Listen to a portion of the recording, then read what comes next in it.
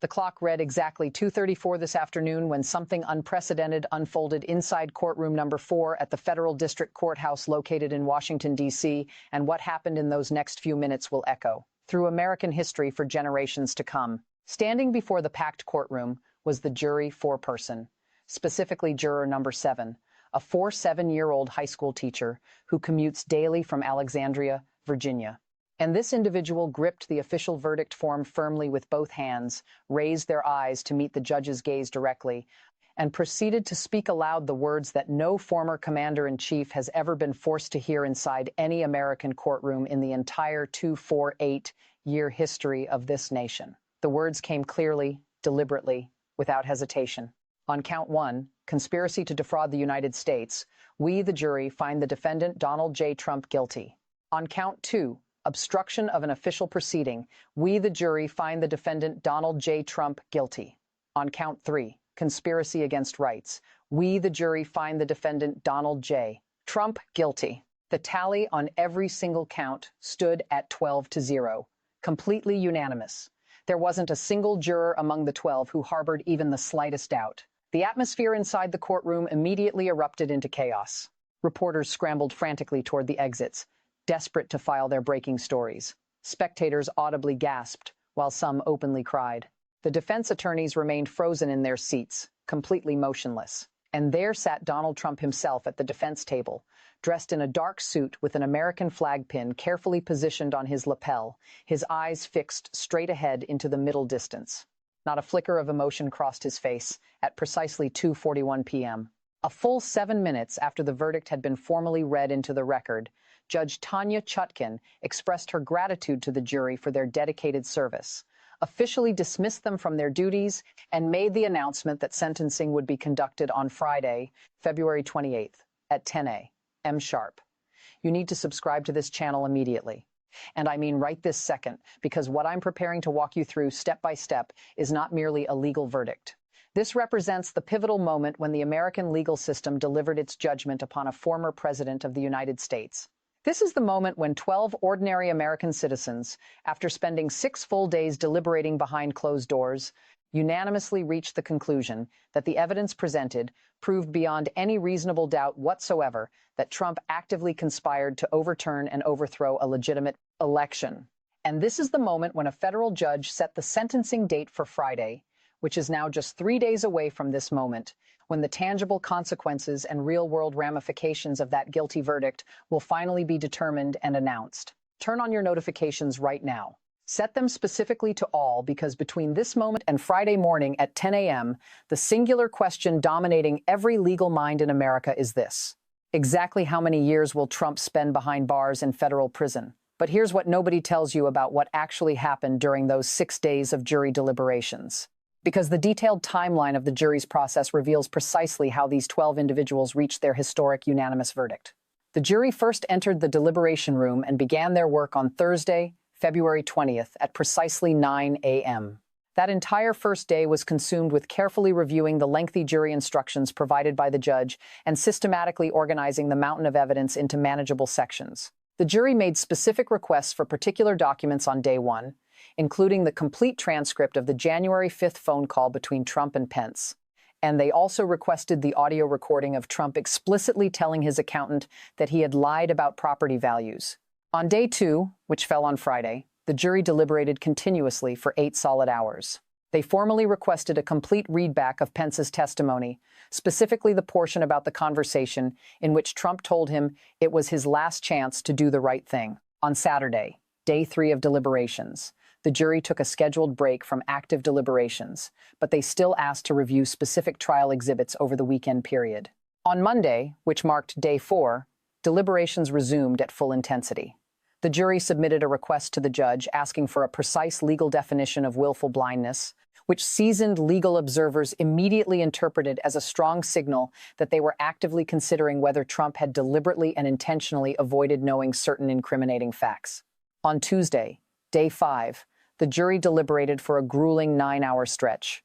They sent a formal note to the judge requesting clarification on the obstruction charge, asking specifically whether Trump had to personally be physically present in the Capitol building for the obstruction charge to have legally occurred.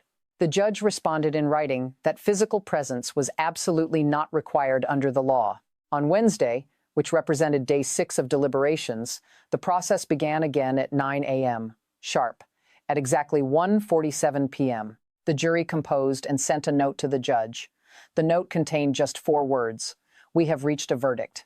At precisely 2:34 p.m., the verdict was formally read aloud in open court. Hit that like button right now if you fully understand the magnitude of what just happened here. 12 jurors, after 6 complete days of careful deliberations, unanimously found a former president of the United States guilty of serious federal crimes. The algorithm determines what content breaks through and reaches mass audiences. You are the one who decides whether this detailed analysis reaches the people who desperately need to see it. Because what I am showing you here is the American justice system doing exactly what it was originally designed to do, which is applying the law equally and fairly to everyone regardless of their wealth, their power, or their political status in society. At 2:01 p.m., Trump was escorted out of the courtroom by his team of attorneys. He paused briefly at the courtroom door, turned his body to face the courtroom gallery, and stated the following words, quote, "This verdict is a disgrace. This is what a rigged system looks like. I will appeal. I will never stop fighting. The American people know the truth." He then exited the building through a side exit, away from the main entrance. At 3:15 p.m., Trump held a press conference via video link from his attorney's office location. He spoke continuously for 22 minutes without interruption. He launched attacks against the judge, the jury, the prosecutors, and the entire justice system. He claimed repeatedly that the trial was rigged from the beginning. He claimed that the jurors were biased against him. He claimed that the evidence presented was fabricated. He announced that he would be filing an immediate appeal, and he vowed passionately to continue running for president. He took absolutely no questions from the assembled press. Drop a comment right now. Tell me directly what you think the judge should sentence Trump to. On Friday, I am personally reading every single response because this question has now become the most important legal question facing the entire country. At 3:47 p.m., the special counsel Jack Smith held his own press conference. He spoke briefly and directly. Quote, "Today, a jury of 12 Americans, after carefully reviewing the evidence and deliberating for 6 days, unanimously found Donald Trump guilty on all 3 counts. This verdict reaffirms a principle that is foundational to our democracy. No one is above the law. Not presidents, not former presidents, not anyone. We respect the jury's verdict. We will now prepare for the sentencing hearing on Friday." Smith took several questions from reporters who were present. He declined to say what specific sentence prosecutors would recommend, saying that recommendation would be formally made at Friday's hearing. At 4:03 p.m., the White House released an official statement. Quote, "The president respects the independence of the judicial process and the jury system. He has no further comment on the verdict." At 5 p.m., reactions began pouring in from across the entire political spectrum. Share this video right now because what I'm about to explain in detail is what the guilty verdict actually means and what sentence Trump now faces. On count 1, conspiracy to defraud the United States, the maximum possible sentence is 5 years. On count 2, obstruction of an official proceeding, the maximum possible sentence is 20 years. On count 3, conspiracy against rights, the maximum possible sentence is 10 years. If the judge sentences Trump to maximum consecutive sentences on all counts, he could face up to 35 years in federal prison. But judges rarely impose maximum consecutive sentences on first-time offenders without prior criminal records. More likely, the judge will carefully consider the federal sentencing guidelines, which take into account the severity of the offense, the defendant's criminal history, and both mitigating and aggravating factors. Legal experts are predicting a sentence somewhere in the range between 8 and 15 years. The judge could also impose probation or supervised release with no prison time whatsoever. Though most analysts consider that scenario unlikely given the severity and unprecedented nature of the crimes, the judge could also impose concurrent sentences, meaning the sentences run at the same time rather than consecutively. If the sentences are concurrent, Trump would serve the longest sentence, which is the 2-0-year maximum for the obstruction count. At 5:34 p.m., sentencing experts began analyzing what Friday's hearing will actually look like. The prosecution will present arguments for a significant prison term. They will cite the severity of the crimes, the threat to democracy, and Trump's lack of remorse. The defense will present arguments for a lighter sentence or no prison time. They will cite Trump's age, his health, his lack of prior criminal record, and the unprecedented nature of prosecuting a former president. At 6:15 p.m., Republican members of Congress began reacting publicly. Senator Mitch McConnell issued a statement, quote, "I respect the verdict of the jury. The trial was conducted fairly. The jury deliberated for 6 days and reached a unanimous decision. That process should be respected." Senator Lindsey Graham issued a statement, quote, "I strongly disagree with this verdict. I believe this trial was politically motivated. I believe Trump was denied a fair process, and I believe the American people will hold accountable those who weaponize the justice system." Former President George W. Bush issued a statement through a spokesperson, quote, "The jury has spoken. The legal system has worked. All Americans should accept the verdict and move forward." At 7:00 p.m. protests began outside the courthouse and at several Trump properties. Police were deployed to maintain order. By midnight, more than 40 protests had been reported across the country, some in support of the verdict and some against it. Here is what happens at sentencing on Friday. The hearing will begin at 10 a.m. sharp. It will start with statements from the prosecution team. Prosecutors will present a detailed sentencing memorandum arguing for a specific prison term. They will discuss the nature of the crimes, the evidence presented at trial, and the need for deterrence. Then the defense will present their sentencing memorandum arguing for the lightest possible sentence.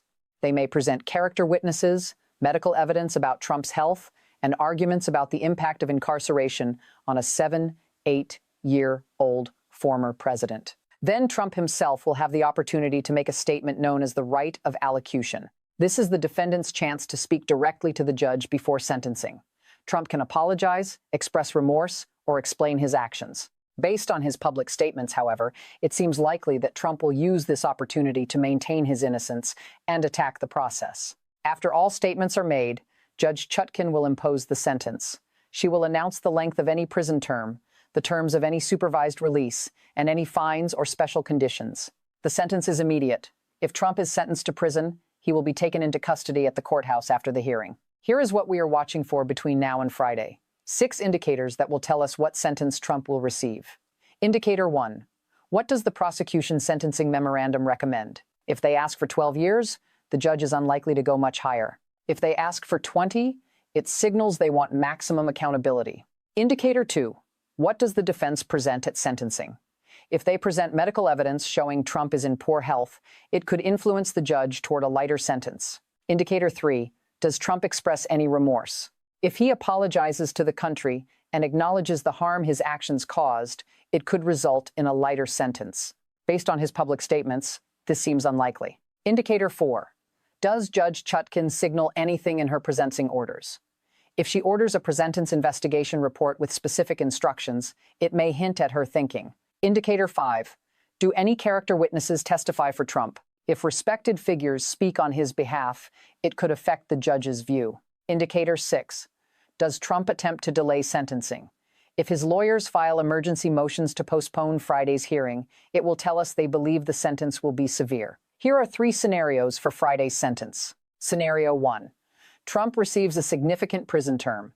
The judge sentences Trump to between 8 and 12 years. Given the seriousness of the crimes and the need for deterrence, the judge concludes that a substantial prison sentence is appropriate. Trump is taken into custody immediately. He is transported to a federal facility. His appeal process begins while he is incarcerated. This is the incarceration scenario. Scenario 2. Trump receives a lighter sentence. The judge sentences Trump to 2 to 4 years suspended with probation and community service. Given his age, his lack of prior record, and the unprecedented nature of the case, the judge determines that incarceration is not necessary. Trump is not imprisoned. He is subject to supervision. His appeal continues while he is free. This is the probation scenario. Scenario 3. The judge delays sentencing pending appeal. In extraordinary cases, judges sometimes delay imposing sentence to allow the appellate process to proceed. If Judge Chutkan believes the appellate questions are significant, she may sentence Trump to time served and release him pending appeal. This is the delay scenario, though it is the least likely given her handling of the case so far. Subscribe right now, like this video, comment with your prediction. What sentence does Trump receive on Friday? I am tracking every development. And when Judge Chutkan announces the sentence on Friday at 10 a.m., you will see the analysis here immediately. Let me show you why this verdict is historic. In 248 years of American history, no president or former president had ever been convicted of a federal crime until today. This verdict establishes that the office of the presidency does not shield anyone from criminal accountability. It establishes that a jury of ordinary citizens can evaluate evidence and reach a verdict without being swayed by the defendant's fame, wealth, or political power. It establishes that the rule of law applies equally to everyone. And it establishes a precedent that will shape how future presidents understand the limits of their power and the consequences of exceeding those limits. What I know for certain right now, at 2:34 p.m. today, a jury of 12 Americans voted 12-0 to find Donald Trump guilty on all 3 federal counts. The jury deliberated for 6 days. They requested specific exhibits, clarifications of the law, and readbacks of key testimony. They asked about willful blindness. They asked about physical presence requirements. And then they voted unanimously on each count. Judge Tanya Chutkan thanked the jury, dismissed them, and set sentencing for Friday, February 28th at 10 a.m. Trump left the courthouse and held a press conference claiming the verdict was rigged. Special counsel Jack Smith held a press conference confirming the verdict and the sentencing date. The White House issued a statement respecting the verdict. Republican leaders reacted across the spectrum from accepting the verdict to attacking it. Protests erupted across the country, and between now and Friday at 10 a.m. The question is what sentence a former president of the United States will receive for conspiring to overthrow an election. This verdict is the product of 6 days of deliberations, 47 witnesses, weeks of testimony, thousands of pages of documents and recordings of Trump in his own words. The jury considered everything. They asked the questions that needed to be asked, and they reached a unanimous conclusion. The verdict is in. The jury has spoken. 12 Americans randomly selected with no obligation to convict, and every reason to be cautious about convicting a former president, concluded unanimously that the evidence proved guilt beyond a reasonable doubt. And on Friday, the judge will determine what that guilt means in terms of years. Stay with this channel. Turn on notifications. When Judge Chutkan announces the sentence on Friday morning, you will see the analysis here live. This is the verdict. This is history, and the sentencing is 3 days.